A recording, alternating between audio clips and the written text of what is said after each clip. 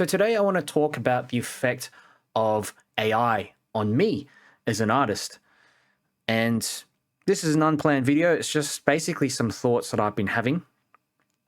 And I don't know, maybe this is going to help me to process it as well. Maybe some of you might be able to relate to this.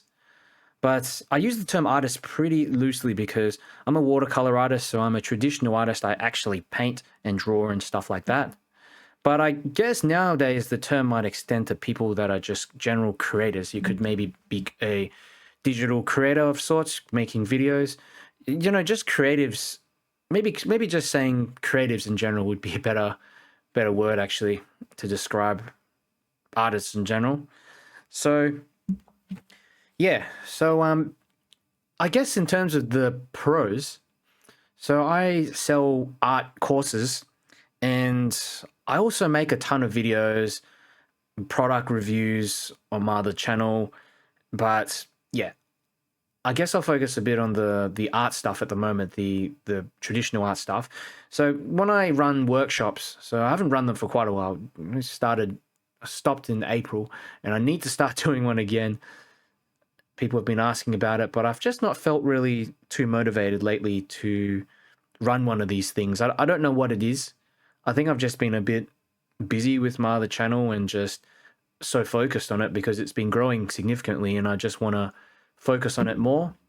But it's also just art comes in waves, you know. Sometimes I really don't feel like painting and I just brute force it. I make myself do it anyway. And I always tell my students that, you know, you don't need the motivation from the beginning. You can find motivation partway through. But lately, I've just not really been feeling it at all. But yeah, I've been doing small sketches, but not making any videos, stuff like that. But yeah, I've been finding that with GPT, just using it to come up with ideas of things that I could potentially paint in workshops. So popular ideas. So, you know, it could be painting landscapes, it could be painting flowers, it could be painting portraits, that kind of thing. But more specific than that, you know, maybe people are more interested in yellow flowers and this and that. So it's really helped me to come up with ideas and sort of brainstorming what I want to create in the first place. Because sometimes the hardest thing is to actually get started and think of what you want to do, what you want to paint and create. So AI has been great for that. And I get it to kind of optimize for things that people are already searching for.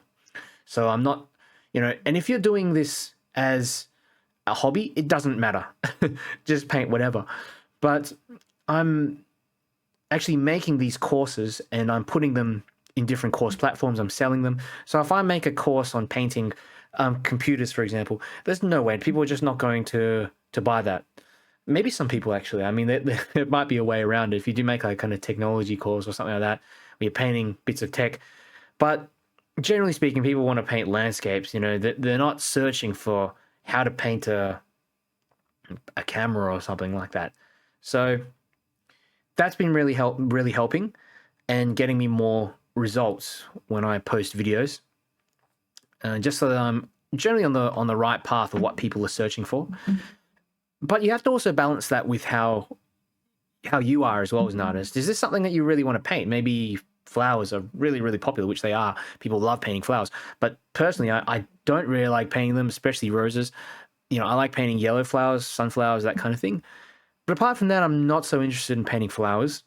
So even if there's something popular, you have to find a compromise. You have to find something that you are also going to feel invested in.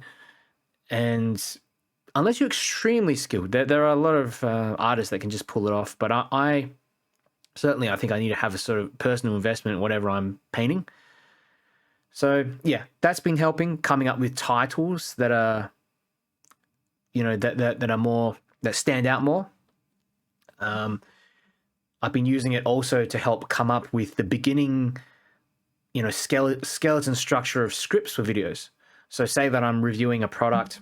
Say if I'm reviewing this mouse, right? I can put the product specifications into GPT and it will take out the important bits and put them in like an intro paragraph or something like that, right? And that gets you started. It gets you 10, 20% of the way. and then you just add in your own personal take on it, you know. But I've found for me, it really helps to just get the ball rolling, you know. When you're looking at I use OneNote, and I'm just looking at the products and stuff I have to review sometimes, and make interesting content about. Sometimes I don't even know where to start. I don't know what to do. So it's kind of like having another brain, a digital brain that's there and can help you get started with things. Okay? It's not going to do it for you. It might get you part of the way there. And one day it would probably do everything. But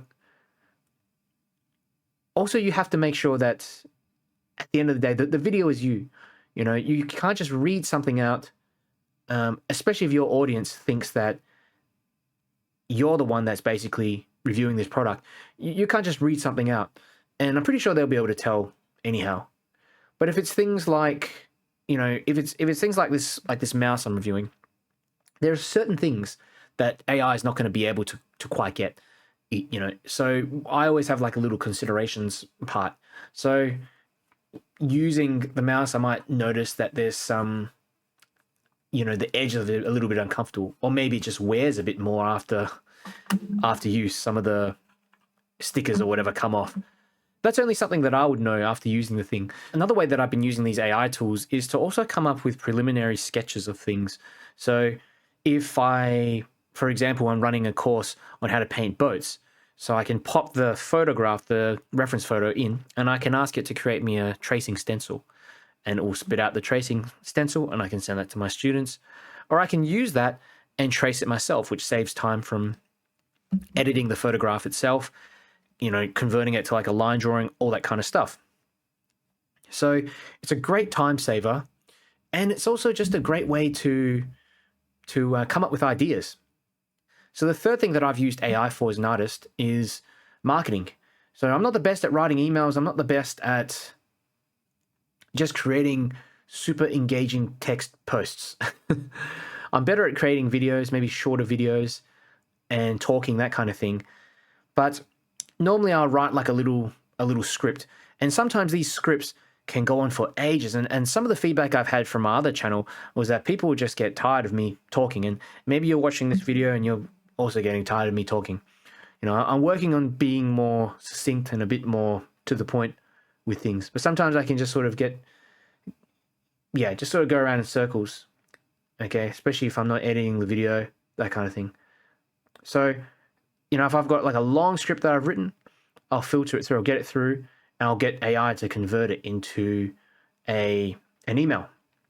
Get it to convert it into a shorter script that just is more direct, more succinct than what I've written.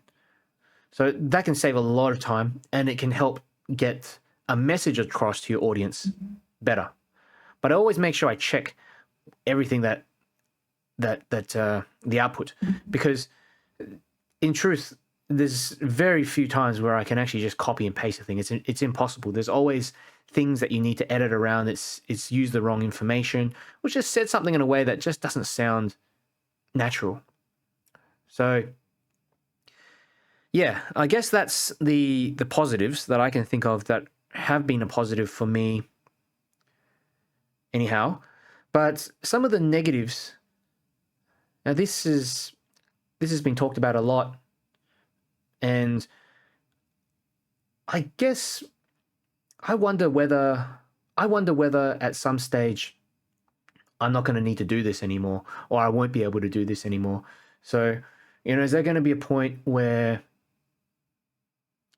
all content creators and influencers are basically, it's all AI generated content out there? And are people still going to appreciate human-made content, And I also wonder, I kind of think to myself as well, maybe this kind of imperfection in human-made content, not to say that AI content is perfect, but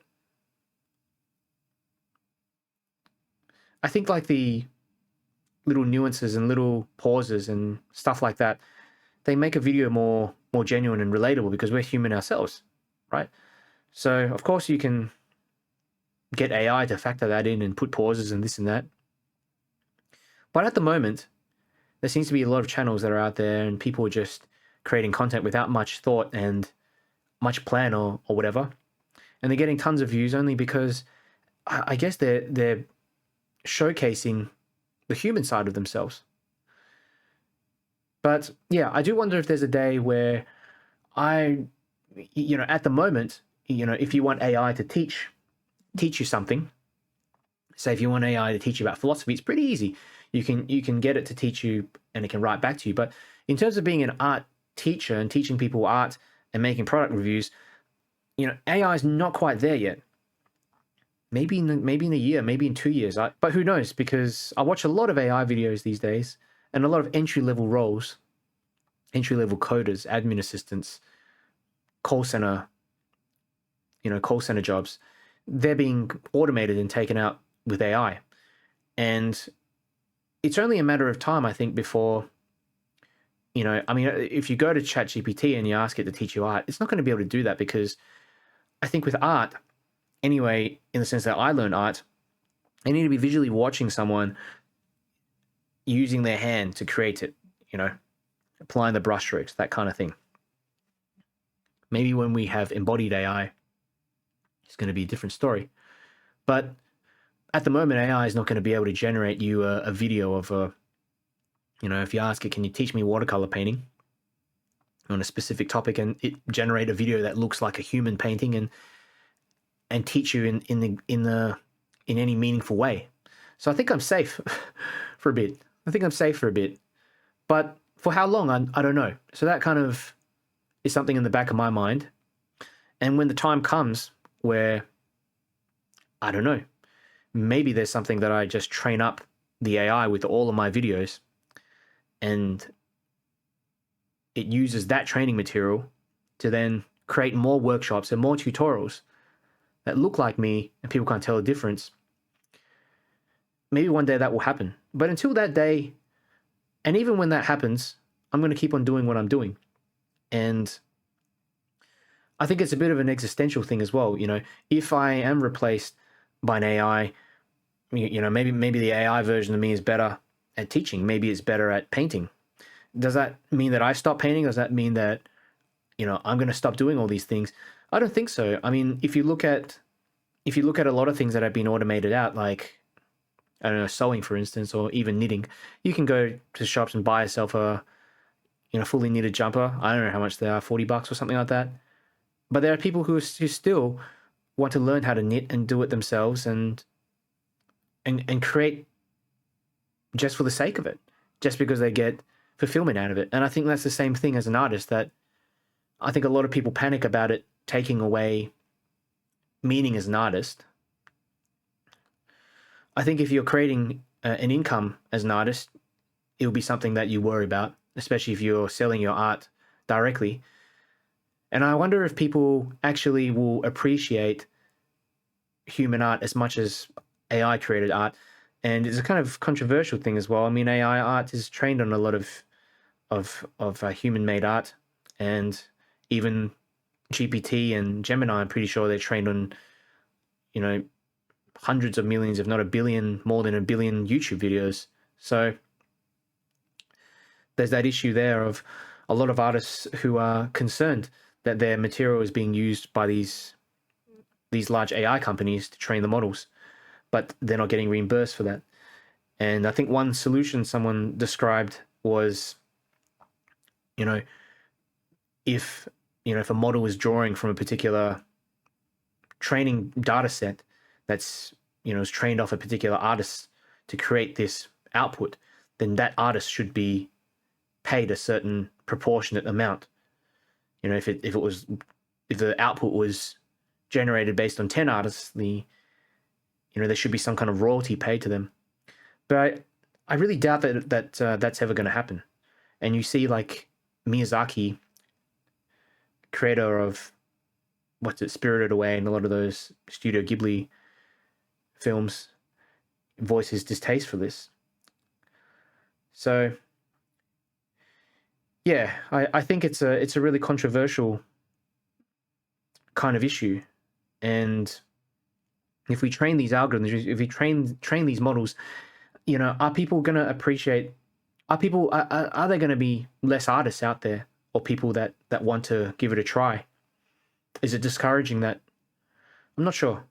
I'm not sure, but personally, I'm still going to paint. I'm still going to do, because I enjoy painting, and it's a great outlet for me when I'm in the mood anyway. But I remember using a lot of these AI image generators a while back and getting obsessed and putting different prompts in there and seeing all the amazing bits of artwork that it could come up with. And then trying to paint like a couple of days later and feeling everything I'm painting is kind of shit. So it does kind of mess with your head a little bit as well. It does mess with your head a little bit as well. But luckily with the type of art that I create, it's imperfect. I paint in a very loose style. I don't aim for accuracy. Well, I do aim for accuracy, but not precision, a huge amount of precision. So, yeah, I've been thinking maybe the mistakes and are kind of like almost a mark of a genuine human-made piece or something like that. Maybe the mistake is going to be something that's appreciated more in the future. And it's not that AI can't make mistakes as well. I mean, AI hallucinates, comes up with the wrong outputs. It comes up with really a lot of weird stuff because it's trained on our data. It's trained on us. We make mistakes, so AI will make mistakes. But yeah, I wonder if the mistakes that AI makes have more of a pattern to them than, like missing fingers and stuff like that than the mistakes that humans make. Maybe there's a bit of nuance in that. Another thing that I've noticed since I've been selling my own art courses is that most of my customers are from at least 40 plus, and most of them are actually above 60, 70s or so. So I guess it's a generation that's, far from the Gen Zs of today. And, are things changing? Are things changing in terms of whether are people appreciating art less? Or has the meaning of art changed, that you can just create art online using these models and the prompt is more important? That's your sort of way to express whatever you want to be created. You come up with the prompt. So yeah, I know people guard their prompts very carefully as well when they come up with some good stuff. I mean, I've copied a few prompts from Reddit groups as well.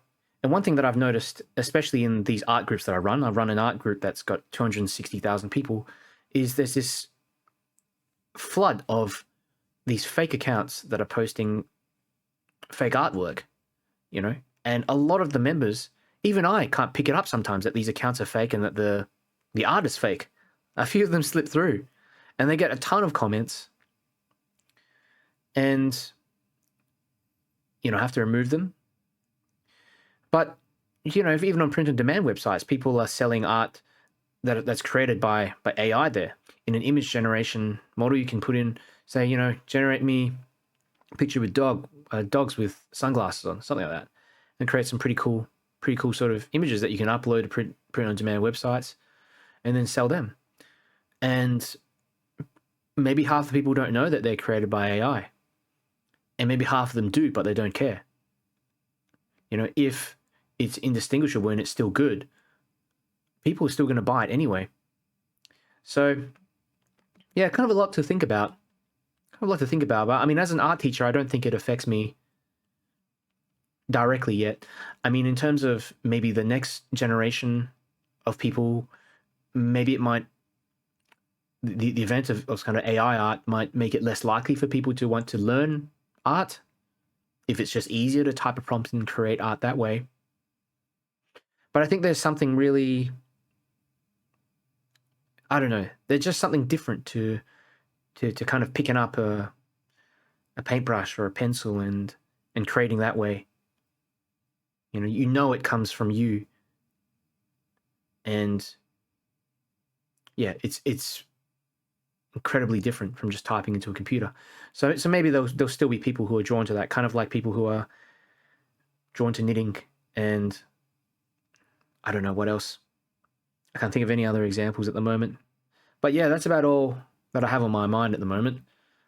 And yeah, if you have any comments and thoughts, just leave them below in the comments. And this video probably feels a bit disjointed, a bit all over the place, but yeah, I'm trying to kind of practice my improv skills, improv speaking skills here, and make this as genuine as possible, because I'm not using any scripts and I don't want to use any scripts. In the future, I might have a series of dot points where I talk about each dot point to kind of remind me, because I have this terrible habit of getting distracted and talking about some, tangential topic, and suddenly I forget what I'm speaking about in the first place, and then I go on and on and on about some other topic. So, yeah.